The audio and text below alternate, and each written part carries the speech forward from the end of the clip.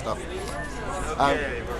Whatever you want to go. So, talk about the BAFTA nomination. What does that mean to you I think guys? it's thrilling because I think that Rafe was certainly, I mean, I've worked with directors like Anthony Minghella and Martin Scorsese, and Rafe was right up there with the greatest directors I've ever worked with. He was the best prepped director in many ways that I've ever worked with. This film meant everything to him. It was really important, and he did a magnificent job with it, I think. So I'm thrilled that he's been recognised in the way he has by the BAFTA nomination.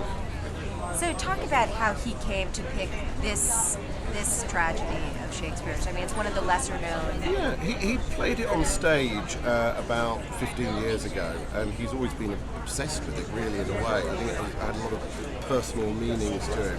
And 20 years ago, I worked with him on his very first thing that he ever did. I got him out the Royal Shakespeare Company to make a film called A Dangerous Man, Lawrence After Arabia, for television.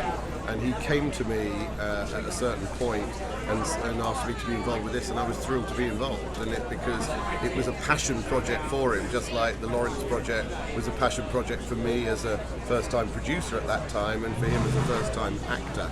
But I think this is something that means a great deal to him personally. Talk about the contemporary setting. It seems to fit so well. It's frightening in a way. I mean, when we started this film, none of these things like the Arab Spring or events like things that are going on with the Occupy movement or whatever, and no one had even thought about those things. Everything that's in the play resonates completely in a contemporary setting. I mean, I think it's like the brilliance and the genius of Shakespeare is that something he wrote 400 years ago can be so incisive about the political situation of any given period in history, but right now it's extremely relevant and pertinent. And indeed, at the end, as the film progresses, you'll see that there are incredible resonances to things like Gaddafi being killed. I mean, there's footage that we shot that we actually cut from the film that is almost identical to the stuff that you see on YouTube or whatever at the end of Gaddafi. So it was an extraordinary resonance that was just there. We were riding a zeitgeist of some kind, and Rafe and John Logan, who adapted the play with him, really tapped into that, I think. And you assembled an amazing cast. Talk about the challenges of casting this film, and just how fortunate you are to have this. The challenges were huge across the board because quite clearly Shakespeare is not sort of something that people rush to immediately in terms of financing.